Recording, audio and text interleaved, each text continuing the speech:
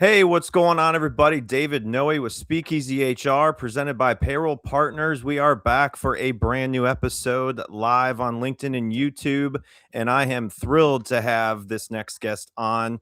It's getting hot. We just got off a holiday weekend, but I've got Marques Ogden in the house today. How you doing today? What's going on, sir? How are you? Thanks for having me on, David. I appreciate your time today. It'll be a 30-minute episode so that we can fit this in. So um, definitely want to dive into your topic that you're bringing to Speakeasy HR. So for those of you who are new to Speakeasy HR, my name is David Noe. I'm the host, editor, producer, all of it in one. I've been doing this for about 2 years. It's been an amazing journey and get to meet people like Marques and talk to people on all kinds of topics. So we're going to dive into your topic a little bit, but first, tell me a little about yourself. Your background is very fascinating. You played in the NFL, you were in the draft back in the early 2000s, played with the Jags, several teams in the NFL. So go as far back as you want. What do you want people to know about Marques Ogden?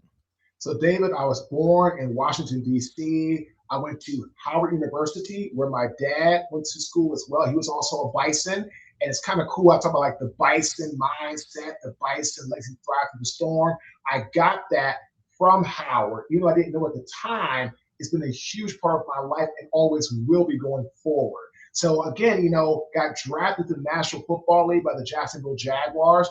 My rookie head coach was Jack Del Rio. Jack always talked about, in order to be successful, you have to be your own CEO, your own chief executive officer. And Jack really drilled into our heads when I was a rookie in the National Football League, and I will never, ever forget it. So from there, played with the Ravens, the Bills, the Titans, had a great career, got out of the NFL. I struggled for a little bit with addiction, gambling, nightlife, lost my purpose, lost sense of direction. Then I got into construction, David, built this massively successful construction company, got to multiple 8 figures a year at our height, and ended up losing that company and all that I owned because my ego got bigger, David, than the good part of my soul. I made lots of mistakes, and I ended up losing everything from the monetary perspective. Got to Raleigh, hit rock bottom, was fired from 2 jobs in the same week. I got into speaking in September 2013 while I had my rock bottom moment. And I started speaking at that time. And I started, like anybody's at the bottom. And for 2.5 years, right, Dave, not one paid job. Got my first paid job April 2016. Learned, got coached, developed, met some great people, great coaches, great mentors. I then ended up meeting Mel Robbins in 2018. I was on her audiobook, Kick Ass with Mel. And once I got coached by Mel and went to another program called NAPSA, National Athletic Professional Success Academy at Penn State, right, Dave? It turned everything around. So the last, almost, I guess 8 years, we worked for over 90 Fortune 500 companies as a speaker. Over 20 Fortune 100, like New York Life, MetLife, Intel, to name a few, Home Depot, Amazon. And we're very grateful, very fortunate where we're at. But again, I'm a guy that's been at the top. I'm a guy that's been at the bottom. I've been uncut. I've been unfiltered. And I'm going to be authentic on this interview. Mini air horn for that. That's awesome. Thank you for sharing that. I'm so fascinated when we first started talking and having you booked on this and started just learning about your background. I just hats off to you for everything you've done and just now sharing that. And so it's awesome, man. So I'm so thrilled to have you on here. So we're going to go through some questions. These are rapid fire questions. These are the 5-second answers to just kind of get warmed up before we get into your full topic. So one word that describes your mindset during your lowest point. Bison. Never, ever quit. What did losing everything teach you about yourself? How to have humility, how to be more humble. Yeah. What's harder to build, discipline or belief? Oh, without a doubt, belief. Because discipline, you can start to show yourself stuff over time, but belief is like it takes a lot in your subconscious to truly tap in to believe in yourself no matter what. Discipline, you can see the results and you keep going. That other part, man, if you don't see things or the way you want to see them, or your view of yourself is distorted, man, it could be hard to build belief in yourself. Mm. NFL locker room lesson you still use today. How to be my own CEO from Jack Del Rio. And final one, what does thriving in the storm mean in 3 words? Never ever quit. Whoo, man, you're on fire. Love it. That is awesome. Well, we are live on LinkedIn and YouTube. For those of you who are watching, thank you for spending part of your Monday with us, coming off a holiday weekend, and just been great to have this opportunity to have guests on like you. So I'm just very grateful. And this topic that you brought today, when you first told me what this topic was, I was like, you know what? I've not had anybody even remotely close to this topic. I get some people that have similar topics, but this one is so different, and it is going to be something that I think everybody listening to this, whether it's live, on demand in the future, will listen to and learn from. So hang tight. Just 1 minute sponsor shout out to Payroll Partners and everything they do there. So we'll be back in 1 minute. Finding a new employee takes time and money. For one position on a single job board, you could easily spend a minimum of $5 to $10 a day advertising a job post. It's worth noting that the average time it takes to hire a new employee is 36 days. However, it can take longer than that. You could find yourself paying hundreds of dollars a month for a single job board. And if you're using multiple job boards for multiple positions, this could add up to thousands of dollars a month. There is a much simpler and more affordable way of finding the right candidate. At Payroll Partners, we offer an applicant tracking system to help manage your hiring process. Our ATS is customizable, allowing you to decide which days you want to run the job and when to close it so you don't break the bank. And this feature lets you e-blast your network, posting jobs on multiple boards at once, all managed in one location. Payroll Partners, elevating your payroll and HR experience. So if you are out there listening to this and payroll software, HR software is part of your job to find the best systems, best service, and you're not getting all that, look us up, payrollpartners.net. Connect with me on LinkedIn. Would love to hear about your situation, see if we would be a good fit for you as a partner. So, Marques, your top shelf topic, how to thrive through the eye of the storm. I know people have outside. We had really bad storms the last couple of weeks here in Kentucky. My family in Michigan lost power for, I think, 12 to 18 hours over the weekend. So everyone's going through storms, weather, but tell me about this. Your story is one of the most powerful examples of resilience that I've really heard lately. So when you think about the eye of the storm, what was the exact moment everything changed for you? So for me, what happened is it changed when I got a phone call from the bank. It was December 23rd, 2012, Dave. The bank called me and they've been meeting for 5 hours, 5 long hours to decide they were going to extend Caden Premier Enterprise, my construction company, more credit to save our company, or go ahead and just call it in, take their losses, take one on the chin, and then let us go and make us file a bankruptcy. They called me December 23rd around 8 o'clock at night and said, Marques, we've been meeting for 5 hours. We've decided to shut Caden Premier Enterprises down. And at that moment, I knew it was 2 days before Christmas.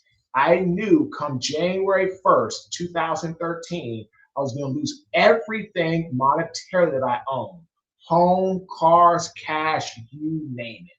And I ended up moving from Baltimore down to Jacksonville. And that was the start of me getting my life back together. But again, that was my complete rock bottom moment and I realized at that moment that the storm was coming. Here's the crazy thing, Dave. At that time, I literally had no idea how in the world I was going to get out of that storm. I had absolutely no idea. So you went from a multi-million dollar NFL career to losing everything in 90 days. What was the hardest truth you had to face in that season? That I was the one that put me there. That was so hard for me to face it because I was blaming everybody else for the failure of my company, my business partner, the developer, the general contractor, my employees, everybody but Marques Ogden. And what happened is when I had my rock bottom moment in September 2013 here in Raleigh as a custodian, with somebody trashed and spoiled, rotten, nasty, disgusting meat Dave got all over me. That made me wake up and say, Marques, I had to start being acting more uncut, more unfiltered, and be authentic that I was the one that put me here. And I'm going to change this. I'm the one that's going to have to do something about it. Jeez. So most people talk about the success cycles, right? So can you break down your success cycle and, how it helped people navigate, the adversity? Sure. Great question, Dave. There are three keys to the success cycle: ambition, drive, hard work. Ambition, creating your blueprint for your life. It's like your navigation system, your GPS. It is your framework. What do you want to do? And how do you plan on getting there? Drive, right? Being inspired over motivated.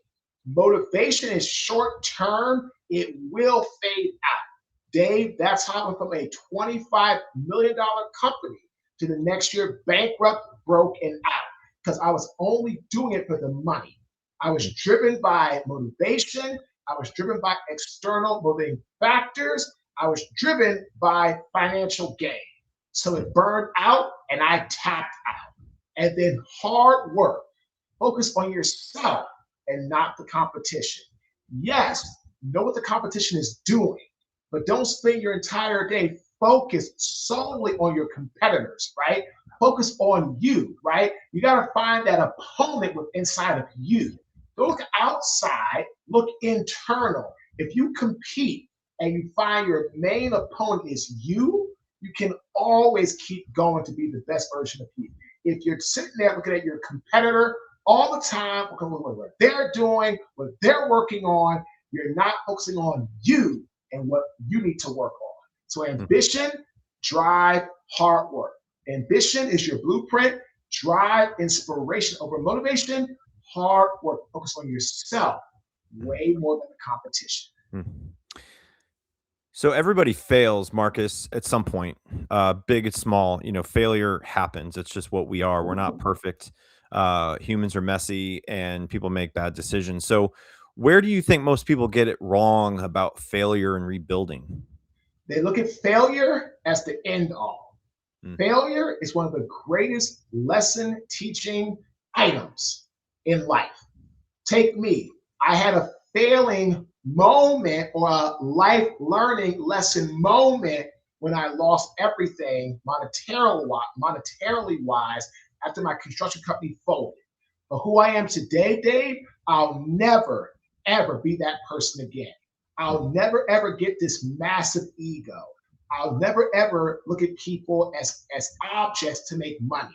I'll never, ever not value or appreciate our clients. I'll never, ever not be grateful or full of gratitude or humility or being humble because I know what happens on the other side of the street if you end up getting a big head, a massive ego, a big attitude. This is saying, right? People, I love this. Do you pray for blessings or do you pray to be the blessing? And I pray to be the blessing. I want to help as many people as possible. And one of my favorite Zig Ziglar quotes, who was, again, Tony Robbins' teacher, is the more people you help get what they want, you usually end up getting what you want. But it's, again, I also had the privilege of interviewing Dave, James Murray and his wife Melissa on our podcast, Get Authentic with Marques Ogden, one of my favorite couples, just amazing people, just full of humility and kindness. But what they said, Melissa said, and then James backed up immediately, and I loved it. She said, and he backed her up right away, when they stop individually thinking of me and start thinking from the we perspective in their marriage, everything just went like this. And that's life. Stop thinking about me and make it we.